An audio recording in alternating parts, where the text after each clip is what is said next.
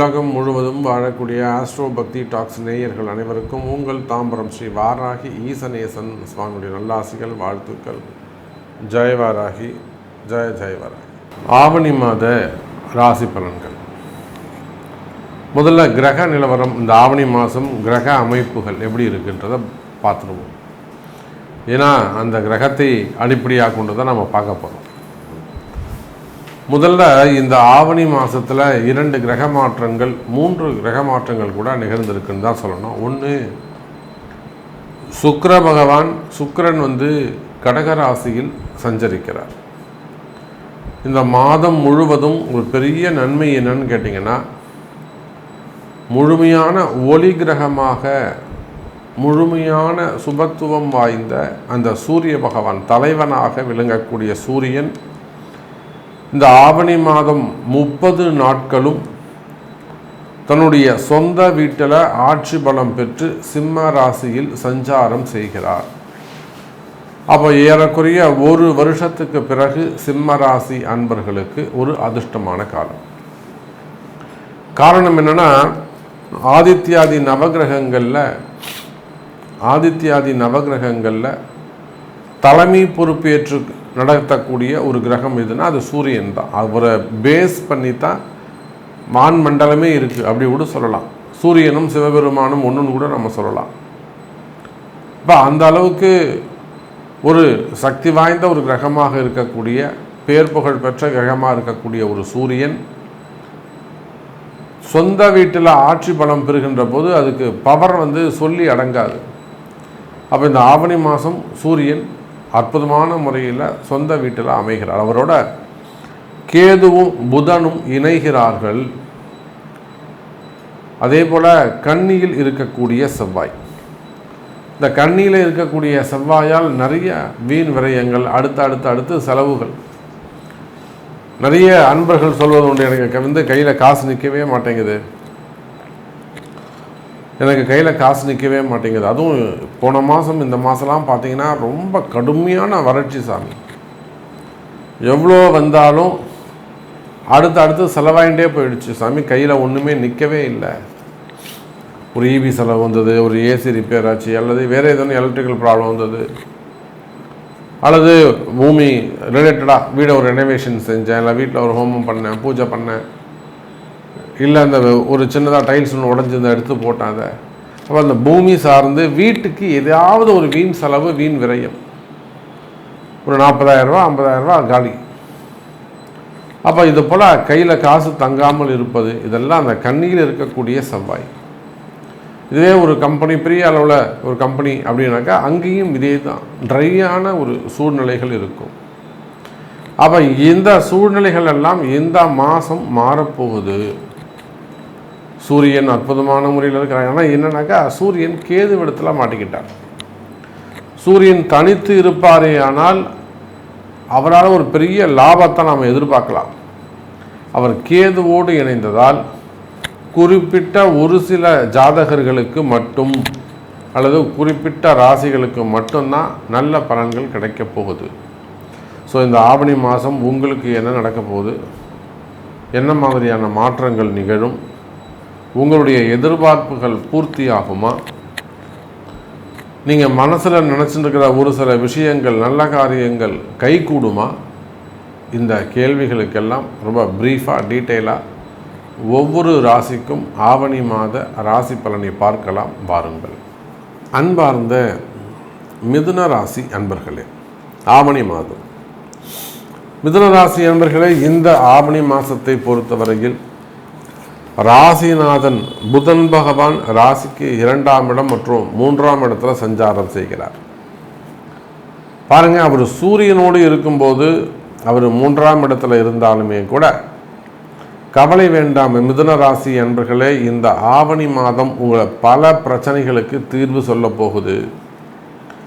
நிறைய ஃபினான்ஸு சம்மந்தப்பட்ட கேள்விகளுக்கு பதில் சொல்லும், பண பிரச்சனைகளுக்கு நல்ல தீர்வு கிடைக்கக்கூடிய மாதமாக இந்த மாதம் அமைகிறது. நான் இவங்களுக்கு ஒரு கமிட்மெண்ட் இருக்குது சாமி, நான் இவங்களுக்கு இவ்வளோ பணம் கட்டணும், ரொம்ப அர்ஜென்ட்டு, என்னை நம்பி அவங்க காசு கொடுத்துருக்காங்க, 2.5 கோடி கொடுக்க நினைக்கலாம், அப்படி தான் சொல்கிறாங்க ஒருத்தர். இப்படி திருப்பத்தூர் சைடில் ஒரு பெரிய கம்பெனி வச்சு நடத்தக்கூடியவங்க, விவசாயம் சார்ந்த ஒரு பெரிய ஃபேக்ட்ரி, குடியாத்தம், திருப்பூர் அந்த சைடில் அவங்க பெரிய அந்த ஊர்லேயே கொஞ்சம் ஜமீன்தார் மாதிரி ஒரு பெரிய ஃபேமிலி, அரசியல் சார்ந்த குடும்பம், அவங்க ஒரு பெரிய கட்சியில் நல்ல பொறுப்பில் இருந்திருக்கிறாங்க. அதே சமயத்தில் தொழில் சிறப்பாக செய்கிறாங்க. கிட்டத்தட்ட ஒரு 200-300 குடும்பங்கள் அவங்களை நம்பி பிழைக்குது. அப்போது அந்த மாதிரி இருக்கவங்களுக்கு கூட ஒரு பெரிய டிரான்சாக்ஷன் ப்ராப்ளம். அவங்க பையர் ஆர்டர் கொடுத்தவங்க பொருள் ரெடி ஆகிடுச்சு, ஆர்டரை பிக்கப் பண்ணிக்கல, பொருள் ரெடியாக இருக்குது. அப்போ இவங்க பணம் பூரா போய் சிக்கலில் மாட்டிக்கிச்சு. அப்போது அர்ஜெண்ட்டாக ஒரு 4 கோடி 5 கோடி தரணும். உடனே ஜாதகத்தை எடுத்துக்கிட்டு நம்மக்கிட்ட வராங்க. சார் இங்கே பாருங்கள் சாமி, எனக்கு காசு தரணும். நான் சொன்னேன், இல்லைப்பா கொஞ்சம் தள்ளி போடலாம், அப்புறமேட்டா தரேன்னு சொல்லுவேன். இல்லை சாமி தப்பு, நான் கேட்கல, அவங்களா தான் கொண்டு வந்து இந்தாப்பா நீ வச்சுக்கோன்னு சொல்லி கொடுத்தாங்க. ஆனாலுமே இன்றைக்கி நம்ம சூழ்நிலையை பார்த்து பயந்து அவங்க ஏதோ ஒரு பொய் சொல்லி கேட்குறாங்க, எனக்கு அந்த மாதிரி இருக்குது, நீ உடனே கொடுன்றாங்க. இருந்தாலும் நம்ம கொடுத்துடணும் சாமி அப்படின்னு சொல்லி என்னென்னவோ முயற்சி செய்து அந்த பணத்தை கொண்டு போய் அவர் நியாயமாக கட்டிட்டார், அடிச்சிட்டார். இவர் கேட்டு அந்த காசு வாங்கவே தானாக தேடி கொடுத்தாங்க, பொசிஷனை பார்த்து கொடுத்தாங்க. அதே பொசிஷனை திரும்பவும் பார்த்து அர்ஜென்ட்டில் வாங்கிட்டு போகிறாங்க. அப்போது மிதுன ராசி என்பர்களே அது போல் கமிட்மெண்ட் கொடுக்க வேண்டிய நிர்பந்தம். ஏன்னா பொதுவாகவே மிதுன ராசி என்பர்கள் நியாயமாக நடந்துக்கக்கூடியவங்க, அதிகம் நியாயம் தர்மம் பார்க்கக்கூடியவர்கள், இரக்க குணம் உடையவர்கள். யார்? நம்முடைய மிதுன ராசி அன்பர்கள். அப்போ அப்படியெல்லாம் நியாயமாக நடந்துக்கக்கூடிய மிதுன ராசி அன்பர்களே, உங்களுக்கு இருந்து வரக்கூடிய கஷ்டம் கால நேரம் மாறுகிறது. 3ஆம் இடத்தில் இருக்கக்கூடிய சூரியன் அற்புதமான முறையில் உங்களுக்கு சுபத்துவமான நல்ல பலன்களை தருவதற்கு தயாராகிறார். இன்னும் கூட சொல்ல வேண்டும் என்று சொன்னால் மிதுன ராசி என்பர்களே, நாளில் இருக்கக்கூடிய கேந்திரம் ஏறி இருக்கக்கூடிய லாபஸ்தான அதிபதி, மிதுனத்துக்கு 11வது அதிபதி லாபாதிபதி யாருங்க? செவ்வாய். அவர் இன்னொரு புதனுடைய வீடாக இருக்கக்கூடிய இன்னொரு வீடா கன்னியில் அமைந்திருக்கிறார். கேந்திரம் ஏறி இருக்கின்றார், 2வது கேந்திரம். அங்க வக்ரம் பெற்ற சனியுடைய பார்வையை பெறுகிறார். பொதுவாய் இந்த சனி செவ்வாய் சேர்க்கை எப்பேற்பட்ட கஷ்டத்தையும் தாண்டி வரக்கூடியது. அப்போ இந்த சனி செவ்வாய் சேர்க்கை என்பது மிகப்பெரிய, எவ்வளோ பெரிய கஷ்டமாக இருந்தால் ஒரு நெருப்பை தாண்டுற மாதிரி, ஒரு கடலை தாண்டுற மாதிரி, ஒரு மலையை தாண்டுவதை போல மிக எளிமையாக எப்பேற்பட்ட கஷ்டத்தையும் தாண்டக்கூடிய வல்லமை, ஒரு சக்தி, ஒரு ஆற்றல் தெய்வம் இந்த ஆவணி மாதம் உங்களுக்கு கொடுக்கின்றது. நான் தான் சொல்லிட்டேனே, மிகப்பெரிய இக்கட்டான சூழ்நிலை. இப்போ நான் சொன்ன திருப்பத்தூர் குடியாத்தம் சைடில் ஒரு பெரிய கம்பெனி வச்சுருக்காங்க, இக்கட்டான சூழ்நிலை. அப்போ அந்த மாதிரி இக்கட்டான சூழ்நிலைகளை கூட கடந்து வர்றாங்க. சின்ன சின்ன எளிமையான பரிகாரங்கள், இக்கட்டான சூழ்நிலையை தாண்டி எழுந்து வெளியில் வராங்க, அவங்களால முடியுது அது. அப்போ அதை போல் உங்களுக்கு இருக்கக்கூடிய கஷ்டங்கள் உலகம் முழுவதும், நீங்கள் எந்த மூலையில், உலகத்தில் நீங்கள் எந்த மூலையில் இருந்தாலும், எந்த கண்ட்ரியில் இருந்தாலும் கவலை வேண்டாம் மிதுன ராசி என்பர்களே. நீங்கள் ஆணாக இருக்கலாம், பெண்களாக இருக்கலாம், குடும்ப பெண்களாக இருக்கலாம், வேலைக்கு போகக்கூடியவங்களாக இருக்கலாம், கவர்மெண்ட் ஜாபாக இருக்கலாம், ப்ரைவேட் ஜாபாக இருக்கலாம், அல்லது வேறு ஏதேனும் வீண்பழி அவமானங்கள் இருக்கலாம், தலைகுனிவுகள் இருக்கலாம், உங்கள் மேலே பழி சுமத்தக்கூடியதாக இருக்கலாம், பெரிய பிரச்சனை இல்லைங்க மாட்டிக்கிட்டு இருக்கலாம். இதுலேருந்து நான் மாறுவனா சாமி, இந்த பெரிய பிரச்சனையிலிருந்து நான் வெளியே வருவனா சாமி அப்படின்னு கேட்பீர்களே, ஆனால் கவலை வேண்டாம் மிதுன ராசி என்பர்களே. அது எப்பேற்பட்ட வம்பு வழக்குகளாக இருந்தாலும், அல்லது வீண்பழி அவமானங்களாக இருந்தாலும், தலைகுனிவுகளாக இருந்தாலும், அந்த பிரச்சனையிலிருந்து நீங்கள் வெளிவரக்கூடிய மாதம். பெரிய சூழ்ச்சி செஞ்சுட்டாங்க சாமி. மெயினாக எதிரிகளுடைய சூழ்ச்சிகள் அக்கம் பக்கத்தில் இருக்கக்கூடியவங்களாக இருக்கலாம், இந்த கடைங்க வச்சு நடத்தக்கூடியவங்களாக இருக்கலாம், shop centres, business centres, own business செய்யக்கூடியவர்கள். அப்போ தொழில் போட்டிகள், தொழில் எதிரிகள், மெயினாக குடும்ப எதிரிகள், உறவு முறைகளில் வரக்கூடிய கல்லடி கூட படலாம், ஆனால் கண்ணடி படக்கூடாதுன்னு சொல்லுவாங்க. அப்போ அந்த கண் திருஷ்டிகள், மெயினாக சாபங்கள், வார்த்தையால் விடுறது. அப்போ எந்த மாதிரியான எதிரிகளுடைய உபத்திர தோஷங்கள் இருந்தாலும், இன்னொரு விஷயம் நீங்கள் முதல்ல மிதுன ராசி என்பர்களே பேசிக்காக ஒரு விஷயத்தை தெரிஞ்சுக்கோங்க. உங்களுடைய முன்னேற்ற தடைக்கு எது காரணம்னா, மிதுன ராசி என்பர்கள் நீங்கள் யாராக வேண்டுமானாலும் இருங்க. ஒரு 10,000 ரூபாய்க்கு வேலைக்கு போகக்கூடியவங்களாக இருக்கலாம், ஒரு கூலி வேலைக்கு போகக்கூடியவங்களாக இருக்கலாம், அல்லது பெரிய கம்பெனியில் ஒரு நல்ல ஸ்டேஜில் நல்ல ரேங்கில் இருக்கக்கூடியவங்களாக இருக்கலாம், அரசு அதிகாரிகளாக இருக்கலாம், பெரிய பவரில் இருக்கலாம், IAS IPS secretary, chief secretary அல்லது மினிஸ்டர்ஸ், அந்த மாதிரி கூட நீங்கள் இருக்கலாம். அதே போல் பெரிய பிஸ்னஸ்மேனாக இருக்கலாம், தொழில் செய்யக்கூடியவங்களாக இருக்கலாம், பெரிய பெரிய குடும்பங்களாக இருக்கலாம், அரசியல் தலைவர்களாக இருக்கலாம், சினிமா துறையை சார்ந்தவர்களாக இருக்கலாம். அப்போ மிதுன ராசி என்பர்களே ஒரு பேசிக்கான விஷயம், உங்களுடைய முன்னேற்றத்திற்கு எது தடை தெரியுமா? நீங்கள் மாணவ செல்வங்களாக இருந்தாலும், கல்வியாக இருந்தாலும், திருமணமாக இருந்தாலும், எந்த இடத்தில் நீங்கள் இருந்தாலும் சரிதான், மிதுன ராசின்னு நீங்கள் சொல்லிட்டால், ஆணோ பெண்ணோ அழியோ யாராக இருந்தாலும், இன்றைக்கு இருக்கக்கூடிய கிரக அமைப்புகள், கால சூழ்நிலைகளை வச்சு நான் உங்களுக்கு சொல்கிறேன். நான் சொல்கிறது 100% உண்மை. அப்போ மிதுன ராசி அன்பர்கள் நீங்கள் யாராக இருந்தாலும் உங்களுடைய முன்னேற்றத்திற்கு எது தடை தெரியுமா? திருஷ்டி, குடும்ப உறவுகள் அல்லது வெளியில் நியர்பையாக இருக்கக்கூடிய திருஷ்டிகள் அல்லது சாபங்கள். இந்த சாபமும் பாபமும் தான் உங்கள் முன்னேற்றத்திற்கு தடையாக உள்ளது. அதை அறிந்து அந்த சாப பாபத்தை நீக்குங்கள். வாழ்க்கை நிம்மதி கிடைக்கும், பிரகாசிக்கும் என்பதை சொல்லிக்கொண்டு, உங்களுடைய கேள்விகளுக்கு உங்கள் பிறப்பு ஜாதகம்தான் பேசும். மீண்டும் வேறொரு அற்புதமான பதிவில் சந்திக்கிறேன். நன்றி, நமச்சிவாயம். ஜெய் வராகி, ஜெய் ஜெய் வராகி. அன்பார்ந்த கடகராசி அன்பர்களே, அற்புதமான கால நேரம்.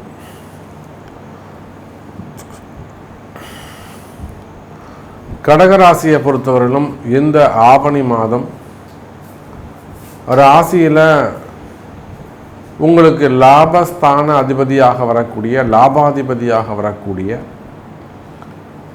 சுக்கிரன் கடகராசியில் சஞ்சாரம் செய்கிறார். பொதுவாக இந்த சுக்கிரன் சந்திரன் இருந்ததுனாக்கா அவங்க ரொம்ப சுகபோகமாக இருப்பாங்களாம், எதுக்குமே கவலைப்பட மாட்டாங்களாம், எதுக்குமே கவலைப்பட மாட்டாங்களாம். இந்த கடக ராசி, கடக லக்னம், இதில் பெரிய உயர்ந்த ஸ்தானத்தில் இருக்கக்கூடிய நிறைய அன்பர்கள், பெரிய பெரிய வியாபாரிகள், பிஸ்னஸ் செய்யக்கூடியவங்க, அதே போல் கௌரவமான குடும்பத்தை சேர்ந்தவர்கள், அரசியலில் மிகப்பெரிய பொறுப்புகளில் எம்பி, எம்எல்ஏ, இன்னும் கூட உயர்ந்த பதவிகள், அந்த அரசியல் தொடர்பு நெட்வொர்க்குன்னு சொல்லுவாங்க. அந்த மாதிரி அரசியல் சார்ந்து பெரிய நெட்வொர்க் வச்சுருக்கக்கூடியவங்க, கேஷ் ஹேண்ட்லிங் பண்ணக்கூடியவங்க, பல ஆயிரம் கோடிகளை, பல ஆயிரம் கோடி, பல 100 கோடி டிரான்சாக்ஷன்ஸ் செய்யக்கூடியவர்கள், அதே போல் நிறைய அரசியல் தலைவர்கள், சினிமா துறையை சார்ந்தவர்கள், டைரக்டராக இருப்பாங்க, ரொம்ப கண்ணும் கருத்துமாக படம் எடுப்பாங்க, கேரக்டரை செலக்ட் பண்ணி நடிப்பாங்க. ஸோ ரொம்ப ரெஸ்பான்சிபிலிட்டி பர்சன்ஸ். இந்த மாதிரி பொறுப்பாக இருக்கக்கூடிய கடகராசி என்பர்களே இந்த மாதம் ஆவணி மாதம் சுகபோகங்கள் கொஞ்சம் அப்படி லேசியாக இருக்கக்கூடிய மாதம். கடகராசி என்பவர்கள் எப்பொழுதுமே வீட்டுக்கும் நாட்டுக்கும் கட்டுப்பட்டு ஒரு நேர்மையான முறையில் அல்லது கொஞ்சம் சிக்கனமான முறையில் ரொம்ப சிந்திச்சு வீண் செலவுகள் வீண் ஆடம்பரங்களை எல்லாம் தவிர்த்து, வீண் ஆடம்பரமே அவங்கள்ட்ட இருக்காது, சும்மா பெருமை பேசிக்கிறதெல்லாம் அவங்கள்ட்ட இருக்காது, ரியாலிட்டி என்னவோ அதுதான் அங்கே இருக்கும். இது கடக லக்னத்துக்கு பொருந்தும். ஆனால் ஆசை மட்டும் எல்லா இடத்துக்கும் ஆசை இருக்கும். நம்ம இது பண்ணலாமா, இது செய்யலாமான்னு மனசுக்குள்ளே ஆசைப்படுவாங்க. அப்படியெல்லாம் பொறுப்பாக ரெஸ்பான்சிபிளாக மிக ரெஸ்பான்சிபிளாக நடந்து கொள்ளக்கூடிய கடகராசி அன்பர்களே, இந்த மாதம் சந்திரன் வீட்டில் தங்கக்கூடிய நீங்கள் லக்னம் கடக லக்னமாக இருந்தாலும் கடக ராசியாக இருந்தாலும் 4-11 அதுவும் சந்திரன் வீட்டில் நிற்கக்கூடிய சுக்கிரன்